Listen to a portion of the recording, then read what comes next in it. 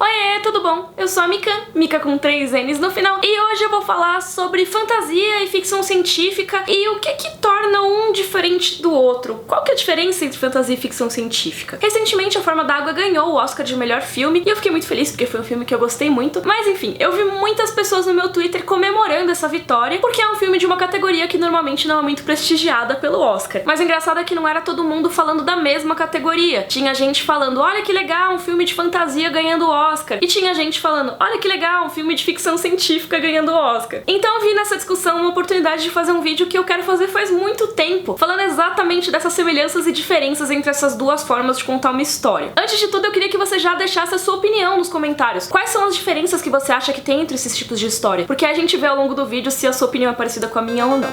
Tem alguns exemplos que são mais óbvios e mais fáceis pra você diferenciar as duas coisas. Por exemplo, Senhor dos Anéis, todo mundo sabe que é fantasia. E Interstellar, todo mundo sabe que é ficção científica. Mas e um filme de super-herói, por exemplo? Como que você classificaria? Vamos pegar um filme recente de super-heróis, vai, o Pantera Negra. Ele é um filme que tem muitos elementos que remetem à ficção científica. Então você tem naves e tem materiais avançados e toda aquela estética ali, né, que parece uma coisa meio espacial e tudo mais. Mas você tem muita coisa ali que também lembra histórias de fantasia. Principalmente aquela coisa de você consumir a erva que foi dada pelo deus Pantera, e toda aquela coisa também de você poder falar com os seus antepassados no plano astral. Isso é uma coisa que não cabe exatamente no que a gente entende por ficção científica. E muitos jogos, como alguns Final Fantasies, também tem várias misturas desse tipo. Você tem várias coisas que te lembram mais de histórias de fantasia, por exemplo, princesas e ladrões, e cidadezinhas e reinos, mas às vezes você também tem umas tecnologias muito avançadas e muito diferentes, armas super tecnológicas, naves espaciais e até seres de outros planetas. Então tá, já vamos tirar do caminho que existem sim histórias que têm elementos das duas coisas e é normal você poder misturar e tudo mais. Mas o que faz a fantasia ser fantasia e o que faz a ficção científica ser ficção científica? Na minha opinião e na opinião de muita gente nas pesquisas que eu fiz, e vocês podem discordar de mim, dizer aí nos comentários, a ficção científica tem mais explicação do que tá rolando ali. Então, se você tem, por exemplo, um personagem que voa, ele não tá simplesmente voando porque, ele voa, ele tem essa habilidade, mas sim porque ele tem alguma tecnologia que permite isso. Pode ser que ele use um jetpack, pode ser que ele tenha algum botão ali que suspenda a gravidade, esse tipo de coisa. Mas mesmo esse critério que eu usei pode ser meio problemático, porque dentro da ficção científica você já tem vários níveis ali, várias categorizações de história. E essas subdivisões são feitas de acordo com essas explicações dadas na história e quão plausíveis que elas são. Isso é chamado, traduzindo aí pro português, de dureza. Então você tem a ficção científica hard,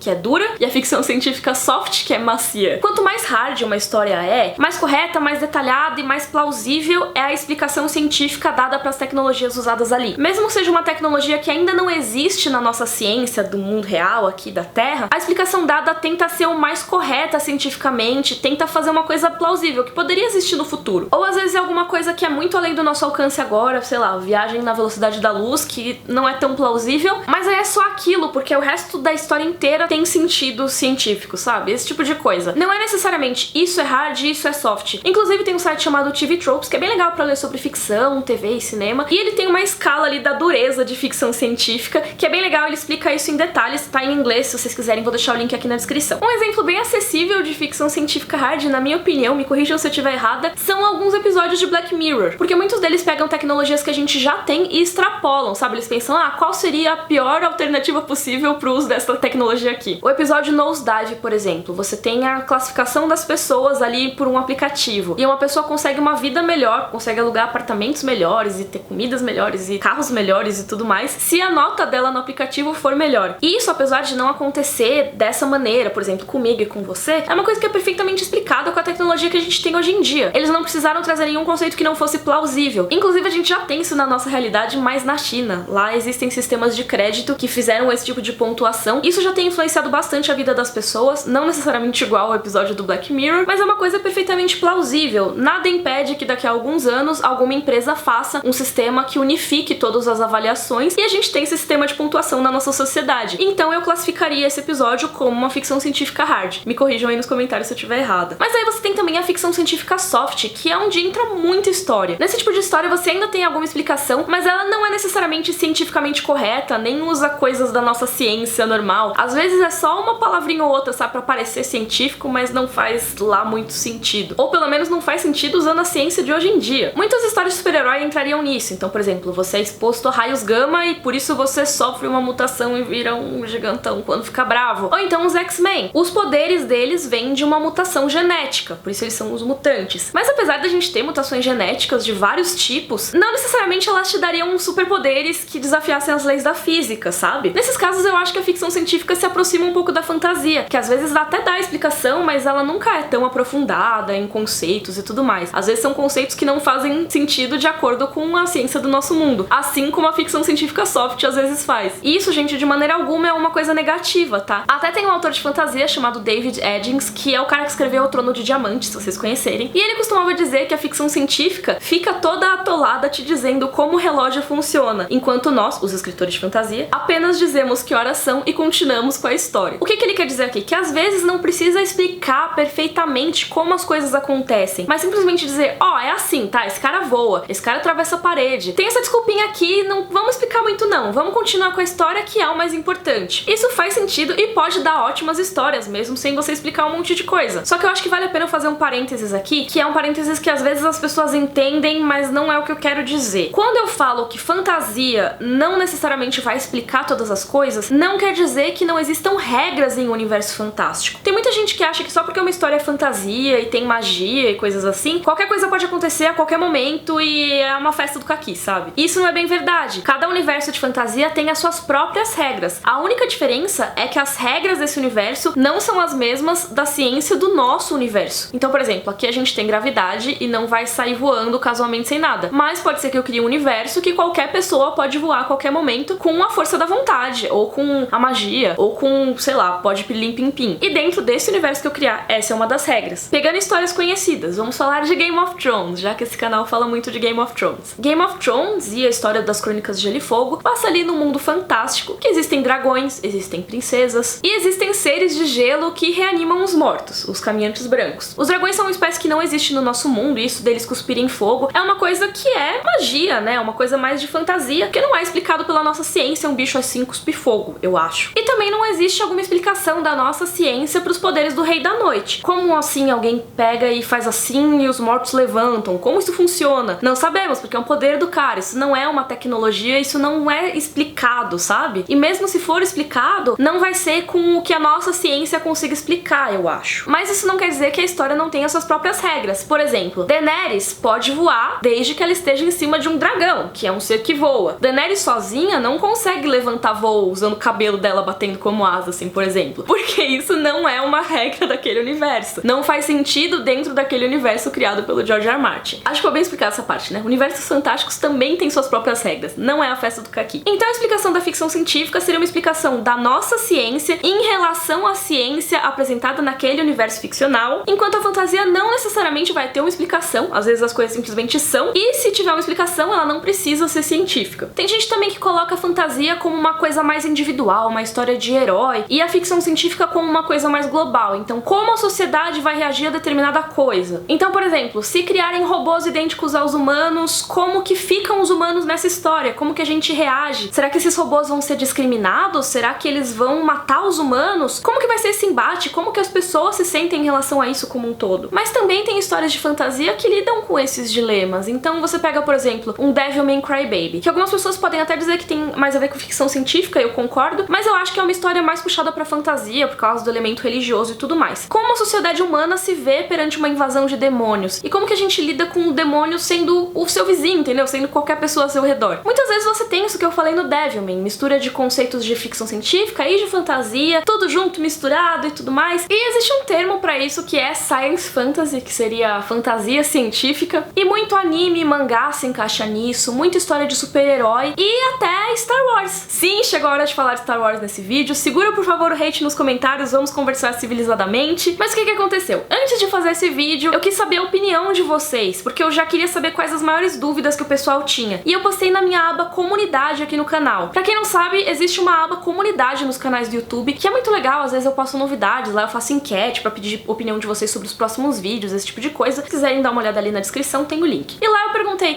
gente, assim, como quem não quer nada, qual que é a diferença pra vocês entre ficção científica e fantasia? E muita gente não deu ali muitas características de um ou de outro, mas decidiu dar exemplos. E um exemplo que lidavam muito como ficção científica é Star Wars. E ok, Star Wars tem muito elemento de ficção científica. Você tem nave, você tem viagem na velocidade da luz, você tem pistolinha que faz piu-piu-piu, você tem galáxia e você tem seres alienígenas. Mas se você pegar a história do Luke, ela é igualzinha a uma história de fantasia. Você tem um menininho que sai lá dos confins pra aprender com o cavaleiro os valores e a lutar com uma espada, que no caso é um sabre de luz, mas também é uma espada, e ajudar a princesa e aprender a usar poderes mágicos, que a força também é como se fosse um poder mágico. Apesar de você ter aí algumas tentativas de explicações, de midi-chlorians e tudo mais, é como se fosse magia, porque não é uma explicação que não faz tanto sentido de acordo com a nossa ciência. Lembra que eu falei ali que é mais parecido com a fantasia quando você chega nesse ponto que não faz tanto sentido? Enfim, muitos dos elementos simplesmente estão ali, não são super explicados. Então Star Wars muitas vezes é classificado como uma science fantasy, uma história de fantasia com vários elementos e ambientação de ficção científica. Também existe a classificação Space Opera para Star Wars, que também é bastante usada e faz bastante sentido, mas não entra muito nessa discussão de um versus o outro. Então se vocês quiserem falar disso em outro vídeo, eu posso falar. Então deu pra ver que às vezes é difícil diferenciar um tipo de história da outra, né? Ainda mais quando uma vai lá e pega elementos da outra e elas ficam se misturando assim. Mas também às vezes não precisa diferenciar. Tem autores que acham que as duas na verdade são praticamente a mesma coisa. Vamos falar das Crônicas de Gelo e Fogo aqui de novo. O George R. R. Martin já escreveu muita ficção científica. Antes dele fazer as Crônicas de Gelo e Fogo, ele se consagrou como escritor de ficção científica. E ele falou em palestra que ele já usou elfos e alienígenas para mais ou menos as mesmas funções literárias. Que ele acha que a diferença entre fantasia e ficção científica é muito mais uma questão de mobiliário. Ele falou: acho que sci-fi e fantasia são na verdade dois sabores da mesma coisa. Um é sorvete de chocolate e outro de morango, mas ambos são sorvetes e são muito gostosos. O que tem sido muito usado hoje em dia para evitar essa confusão entre os termos é chamar tudo de ficção especulativa, que é praticamente toda ficção com elementos sobrenaturais ou futuristas. Isso inclui outros tipos de história também, tipo as histórias de terror, que eu não citei aqui antes no vídeo para não dar mais confusão ainda. Porque quando você pensa em histórias de terror, elas podem muito bem ser mais de fantasia ou mais de ficção científica. Alien, por exemplo, é uma história mais de ficção científica, mas também é de terror. Enquanto Drácula é uma história de fantasia que também é de terror. Mas tudo isso é ficção especulativa. É só você jogar um e se tralalá pra ver o que acontece, sabe? E isso é a história. Então, por exemplo, e se uma bomba atômica acordasse um monstro no fundo do mar e ele destruísse o Japão? Você tem Godzilla, que é uma história mais pra ficção científica. E se os contos de fada escapassem da sua dimensão e começassem a viver no meio dos humanos? Você tem a história de Fábulas, que é uma ótima HQ inclusive, e é uma HQ de fantasia. E se a taxa de fertilidade no mundo caísse a níveis assustadores? Como a sociedade reagiria a isso? Aí você tem The Handmaid's Tale. Então acho que talvez, apesar de tudo estar dentro desse guarda-chuva da ficção especulativa, a maior diferença seja o e se perguntado. Se esse e se tem mais a ver com tecnologia, pode ser que seja uma história de ficção científica, e se o e se tem uma coisa mais sobrenatural, mais fantástica mesmo, sem origem científica, pode ser uma fantasia. Não sei se eu tô certa em relação a isso e nem sei se existe certo ou errado nessa classificação. Vamos lá, pensando assim, e a forma da água, que é o gancho pra esse vídeo? É fantasia ou é ficção científica? A ambientação do filme tem tudo a ver com ficção científica, né? Um laboratório secreto e Guerra Fria, espiões russos e tudo mais. E dependendo da maneira como você olha, tem um elemento de ficção científica que é a criatura, mas é dependendo da maneira como você olha. Mas eu digo dependendo porque cabe a você acreditar ou não nos elementos mágicos que tem no filme. Se você desconsiderar qualquer coisa mágica ali e encarar a criatura do filme como simplesmente um espécime diferente, que evoluiu de um jeito diferente e foi encontrado na Amazônia, dá pra você pensar no filme como uma ficção científica. Aliás, uma das maiores inspirações do Guillermo del Toro pra A Forma da Água foi exatamente uma ficção científica de terror chamada O Monstro da Lagoa Negra, que é dos anos 50 e não tem os elementos mágicos que tem A Forma da Água, se eu não me engano. O monstro desse outro filme, ele é mais mostrado mesmo como uma ligação entre os animais terrestres e os animais aquáticos. Então você tem uma explicação científica pro surgimento dele. Mas eu acho que A Forma da Água é uma história que puxa mais pra fantasia. A gente vê a explicação ali de que o povo da Amazônia venerava a criatura como se fosse um deus. Pode ser que seja só pela aparência, mas também rolavam uns poderes especiais ali. Por exemplo, quando ele coloca a mão na cabeça do Giles, o cabelo dele cresce. E eu acho que uma confirmação dessa magia acontece no final do filme, por isso eu vou entrar aqui numa área de spoilers. Se você quiser pular os spoilers, é só você ir pro minuto que tá aqui na tela e aí não vai mais ter spoilers, prometo. Mas vamos lá, então, no fim da Forma da Água a gente tem dois elementos fantásticos. O primeiro é o fator de cura. A criatura toma um tiro, se regenera muito rapidamente. E até o Strickland fala, então você é mesmo um deus, esse tipo de coisa, porque é um poder de regeneração muito rápido, que pode ser até que seja explicado e possível cientificamente. Então talvez não entre tanto assim na magia. Mas a segunda coisa é quando a Eliza tá lá morta no meio da água e ele vai e consegue curar a Eliza pra eles viverem juntos debaixo d'água. E aí por isso que eu falo que depende de você acreditar ou não nos elementos mágicos, porque esse final do filme é ambíguo. A história não é como a gente vê diretamente, mas ela é contada pelo Giles. E o Giles não viu o que aconteceu depois que a Eliza caiu na água. Eles não se viram de novo. Isso é o que a imaginação dele mostra pra gente. Então pode ser que ela tenha só morrido ali debaixo d'água e aí ele não tinha nenhum poder de curá-la e tudo mais. Mas se a gente levar em conta que no momento que ele colocou a mão assim na cabeça, deu uma curada na calvície do Giles, pode ser que também seja verdade esse final. Se a gente levar em consideração que ele realmente cura a Eliza e coloca as guelras dela, né, ou reativa as guelras que ela já tinha, isso também é ambíguo, de qualquer maneira isso é uma demonstração de poder da criatura que tem muito mais a ver com o fantástico do que com o científico. Digam aí nos comentários a opinião de vocês. E agora acabou a parte de spoiler.